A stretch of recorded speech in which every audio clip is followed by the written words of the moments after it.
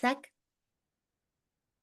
Hey everyone, my guest today is Bill Rauch. Bill is the inaugural artistic director of the Perelman Performing Arts Center in New York City. His work as a theater director has been seen across the nation, from low-income community centers to Broadway, in the Tony Award-winning production of All the Way and its sequel, The Great Society, as well as the director of many other premieres of new works in New York City. He's directed in all of the largest regional theaters in the country.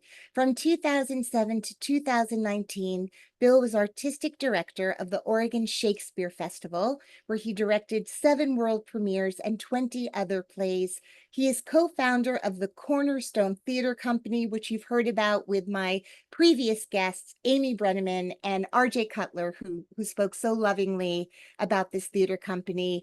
Bill served as its artistic director from 1986 to 2006, directing more than 40 productions, most of them collaborations with diverse rural and urban communities. But most recently, I had the pleasure and honor of seeing his first show at PAC, which is what we call, insiders, the Perelman Performing Arts Center. We call it PAC, NYC. It is Cats, the Jellicle Ball, which he co-directed with Jalen Livingston. And it's inspired by ballroom culture that roared out of New York City over 50 years ago. Many people have seen the film Paris is Burning. That might give them a little context for what I mean by ballroom. It is an extraordinarily exciting production, unlike anything I've ever seen. But the thing about you, sir, is anything you've directed, people walk out and go, that's like unlike anything I've ever seen. So welcome to the podcast, Bill. I'm so honored to have you here. It is my honor to be with you and be talking to you today. You're at the helm right now of one of the biggest producing theaters really in the world. Certainly, it is unique in terms of its location and in terms of its mission. And before we go backwards in time to how you caught theateritis, which we'll get into, just tell me a little bit about sort of what it has been to kind of run this really beautiful, exceptional, unique theater performing arts institution in New York City. No, I was so moved when I heard this commitment to having live performance at the World Trade Center, and that the only way to fully rebuild from the tragedy of 9/11 was to have an arts and culture presence. And it just moved me that people thought that, and that people were trying to make it happen. And that's what intrigued me when I was reached out to about the job. And that's why I threw my hat in the ring. And that's why I said yes. I think that of many, many historic and charged spaces, the World Trade Center is really pretty unique in the world. There's been really 400 years of trauma and over 400 years of trauma and over 400 years of resilience. And this part of this island, 9/11, of course, being one of the most recent and truly tragic chapters, but there's been a lot. There's been a lot. And so for me, the opportunity to have music and dance and opera and theater in this location, and to try to bring people together and celebrate life and affirm community in this location, I just think is so powerful. And it's a lot of responsibility for all of us who are the initial team trying to make this work. But it's an incredible gift as well to be trying. Okay, well, I mean, there's, if anyone who gets the privilege of entering the space itself, it's uniquely beautiful. And not only are there, sort of more traditional theater spaces, there's entertainment in the lobby. There's ways in which this huge building can be converted and adapted into sort of whatever it is you want to, whatever show you want to put on in your very elegant barn, as it were.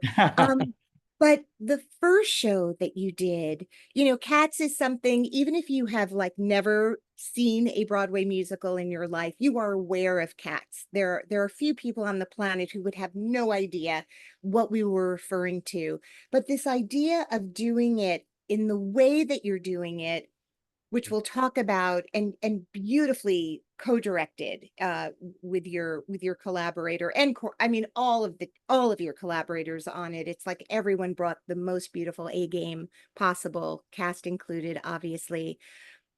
When you talk about sort of where this is and what the vision of this space is, to choose this concept is the first thing, which is such a celebration of drag and community and diversity. But it's not like a traditional way to go about launching your moment as artistic director, right? I wouldn't say it was the safest way to go. How did you um decide it's going to be this very special way of doing Cats? And do you have to pitch it to anyone? You're the artistic director, so do you have free reign to do whatever you want to do? It's a lot of questions embedded in that topic. There's a lot to unpack in that. But I will say I am responsible for the programming at PAC NYC. So I am responsible for whatever goes into the building artistically. But with that said, I have an incredible team of collaborators, and I work very closely with Hadi Kamara Nunes, who is our executive director. She and I report together to the board of directors. So ultimately, the board has, ultimate responsibility for the organization, but I am responsible for the programming, absolutely. And I will say I had this impulse about Cats. I thought about an older gay man singing the song Memory in a gay bar. And apparently, I thought about this 20 years ago. I thought it was more recent, but my husband was like, nope, nope, nope. You've been talking about this for 20 years. And then as I, in more recent years, got to know Cats better, I had seen it, of course, when I was younger, but I didn't know it well. And I got to know it better, and I realized it's not a bar, it's a ball. And Grisabella is not an older gay man. Grisabella is a transgender woman, and she's one of the founders of the ballroom world. And it just all because there's so many textual references to it's an annual ball, it's once a year, it's a special ball, it's a competitive ball where people are vying for the kind of grand prize of this rebirth in whatever metaphorical way we think about rebirth in this project. So the more time I spent with it, I began to work with a brilliant gender consultant named Josie Kearns, who became our dramaturg as well as our gender consultant, and Omari Wiles, one of our choreographers, who is a ballroom legend. And it was really the three of us who really conceived of the whole project and created a creative deck that we then sent to various people in Andrew Lloyd Webber's organization, because of course we can't do any of this without the permission of Lord Lloyd Webber himself and of his colleagues.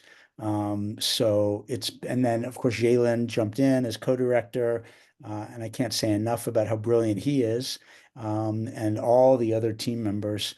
So it's been a 4-year journey from when we began to conceive of this set within the ballroom world. So I saw it last week, many weeks now into the production. People are going nuts in the audience. Like, it is a raise the roof sort of experience. It is interactive, it is celebratory, it is, people are gasping. Um, I cried so many times. Mm, The response Andre DeShields gets, who is, a legend, right? For true legend. generations at this Yes. point. Can you talk about getting Andre involved? We set out to have a balance between ballroom performers and musical theater performers. And we knew that in addition to young, up and coming performers in both worlds, if we could have Cats is partly about generations, the generational baton pass, and about older generations dealing with mortality. And so we knew if we could have actual elder icons from both the ballroom world and the musical theater world, that that would be completely aligned with the values of the project.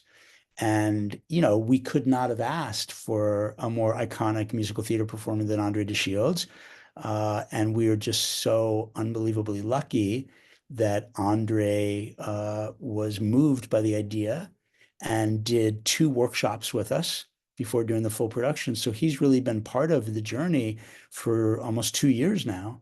And then, of course, Junior LaBeija, who plays Gus the Theater Cat, is the MC in Paris is Burning, right? Immortalized in that film.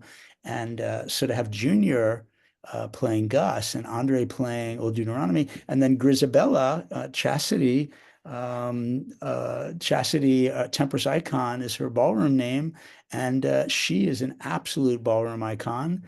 And so to have her playing Grisabella, to have 3 uh, performers with such unbelievable weight in their respective communities, it's a dream come true for us as a team.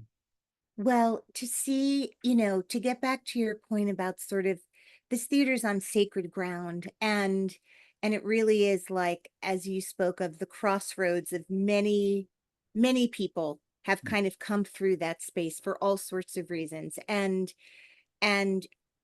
it's impossible to ignore the beauty and the heaviness of it. It certainly was for me. It's not an area I go to a lot. And so to first be kind of, at the Oculus and sort of having that experience, and then to walk into the space to be greeted by the most beautiful staff, like from the minute you Mm, walk into your theater, right? Like from the ticket taker to the bartenders. It's like an amazingly joyful space to mm, enter. mm. And then to enter the theater where Cats is happening, and it is filled with people who are ready to celebrate life. And it truly is, it was a life-changing experience for me to be in that Mm. room, to be in the company of all of those theater goers. um I just want to go back in time for a minute, because I just want to know, you've done so much, and even just if we talked about only your reign at OSF, and then, forget it, but then how do we forget Cornerstone, like this traveling group of young people who wanted to bring theater to people who just weren't accessing it in their everyday lives, and not just having them have access to it, be in the show. So I just want to go back for a minute and just talk about where storytelling and you found each other. Mm. Mm. Before I answer that, I just want to say that when you talk about Cornerstone and then Oregon Shakespeare Festival and then PAC NYC, I feel like if I had been able to have one of these jobs in my life, I would have been a very, very lucky person. So the fact that I've been able to have 3 artistic homes that have all been so nurturing and so the challenges of the jobs have been so huge and so thrilling. I just feel very, very blessed. I feel very blessed that I've had the opportunities that I've had. Um, I was attracted to theater from a very young age. I have a vivid memory in 5th grade of putting on a skit. And actually, 3rd grade, there was a skit in class that I was part of. And then I started doing plays more seriously in 5th grade, 6th grade, 7th grade, 8th grade. I did my first directing, playwriting and directing in high school. But I still thought I wanted to be an actor because, of course, when you're young, that's the entry point always. And excuse me, I'm coughing, so I'm going to take a cough drop. I got to college and decided to direct a full-length play in college, and was lucky enough to get a slot as a freshman to do that. And it was absolutely like the turning of a light switch. It was so clear to me that I was not an actor, and that I was a director, and that if I had anything to bring the world, it was as a director. So I directed 26 shows as an undergrad. I was I found that passion and that was it. And I threw myself into it and got to do wonderful plays with our mutual friends that you said earlier, Amy Brenneman and R.J. Cutler and Christopher Liam Moore, who's my husband of now 40 years.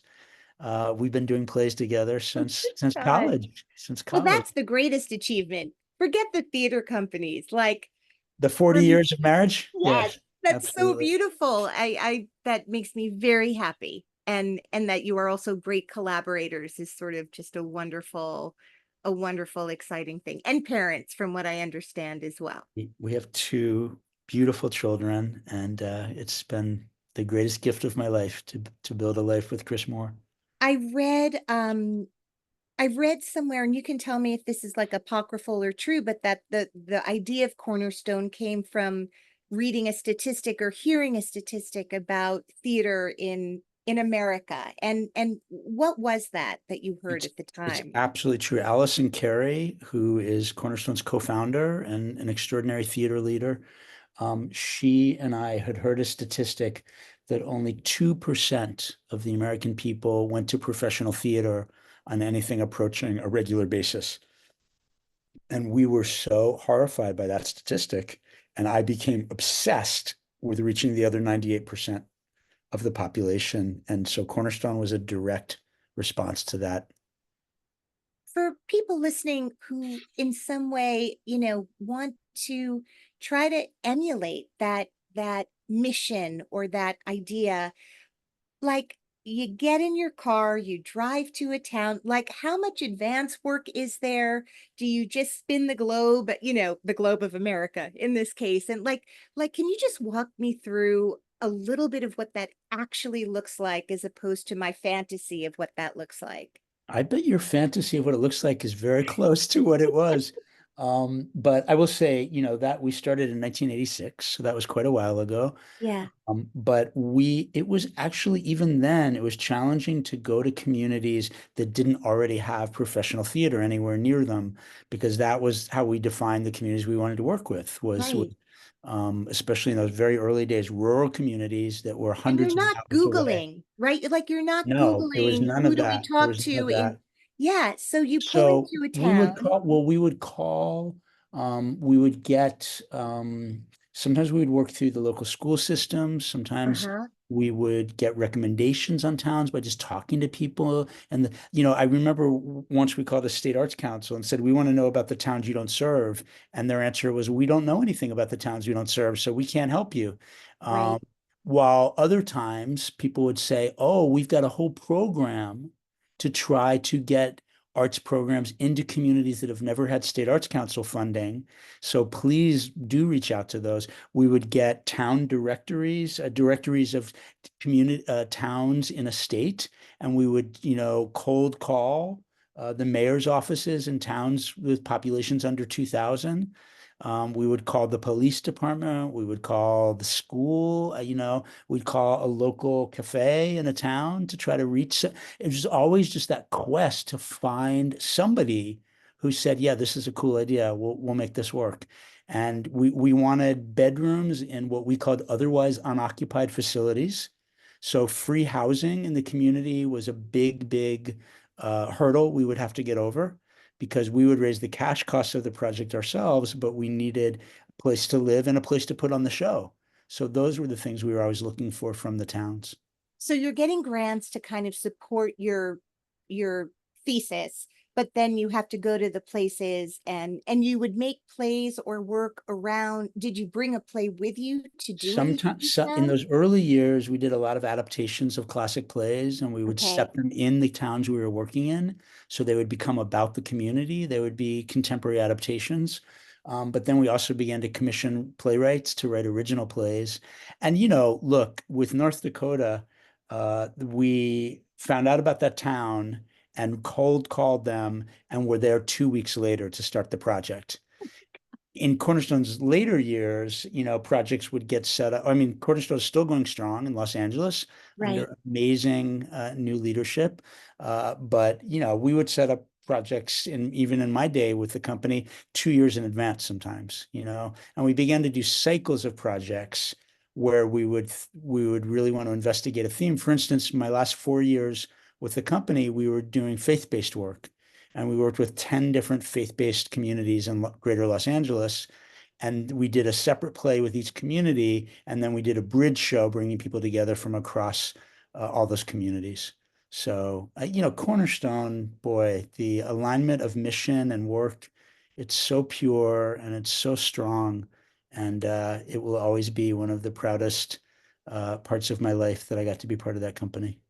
Well, it's so funny. Like if you think about cats and all the lives, it's like you are a Jellicle cat, right? Like you've just gone from life to life to life and sort of chapter to chapter to chapter. I wonder, Bill and I talked before we started. He has many hats that he wears and many meetings to attend today. So we're going to try to get as much in as we can now. And if there's a part two, there will be a part two in the future. But I guess I want to ask you, if you look back at sort of, by the way, you also graduated from college, even though you directed all those plays. Is that correct? I did just barely, because I was so focused on the plays that I was not a great student, to be honest. That's But I, incredible. but I, but So, I did get a degree. Yes, all right. Well, I'm very proud of you for that. thank you. Um, if you look at sort of skills, life skills, personality skills, the luck of your sort of nature, your innate nature as a human being, what are the things about you, do you think, that allowed you to negotiate circumstances in all of the sort of different places you've been the artistic head of the company? What do you still do now at PAC, where the budget, I'm sure, is extraordinary compared to what you were working with at Cornerstone or other regional theaters or OSF? Um, like, what is the same about you in a meeting, the first day of rehearsal? What do you bring to the experience that like has not changed regardless of environment? What a beautiful question. I think that I was raised by parents and by a wider community and by my mentors as a young artist. I think I was raised to treasure that every single human being has great beauty and has an interesting story. And no matter how much you fear somebody because of how they may be different from you, or how much you may shut down to somebody because of one aspect of their identity, there is always complexity, infinite complexity and beauty in every person.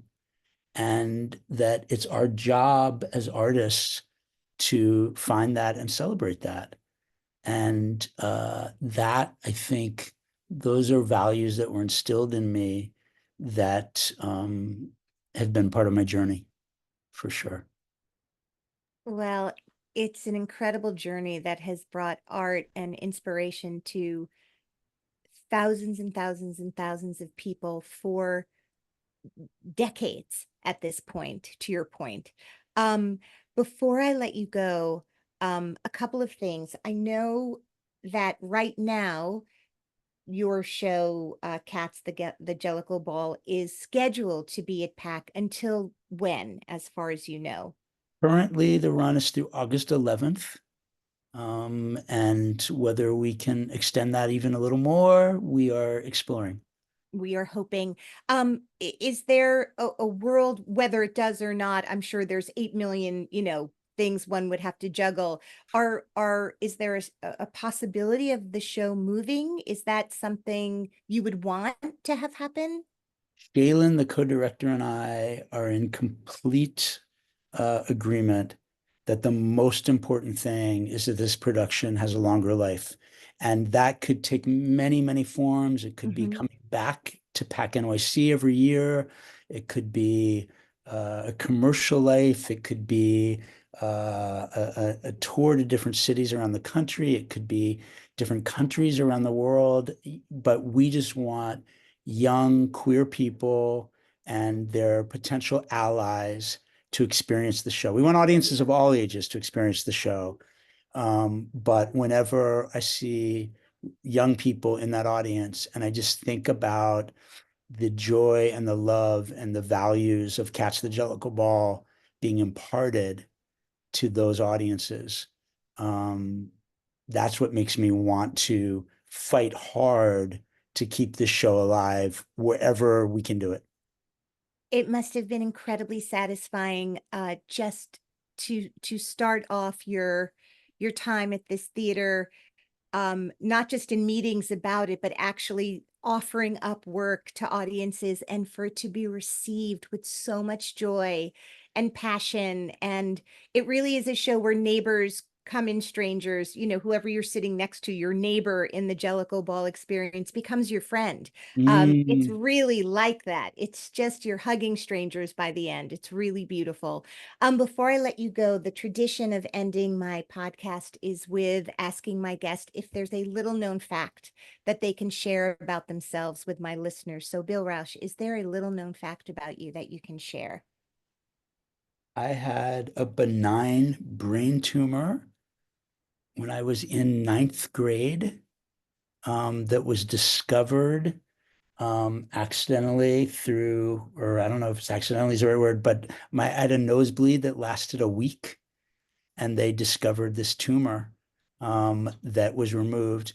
And my mother liked to say, may she rest in peace, that they flapped the roof of my mouth to remove the tumor because I wanted to be an actor and they didn't want to scar my face. And I think that's completely apocryphal from my mom. I don't think it's at all true. I think the best way to reach the tumor was through the roof of my That mouth. was the But that's the story she told. I love it. So that is something that not everybody knows about me. That's incredible. That was a very unexpected little known fact. Thank God. Thank God for that nosebleed. Sometimes our bodies alert the world That's to what's going exactly on. right. That's exactly Um, right. have the best day. I can't wait to talk to you more. Thank you for coming on the show. Until next time. You've put a huge smile on my face talking with you, and You too. it's really, really a joy. All right. Until next time. Thank you, Bill. Have a wonderful day. Thank you, Elena. Be Mwah. well. Bye. Bye You bye. too. Bye.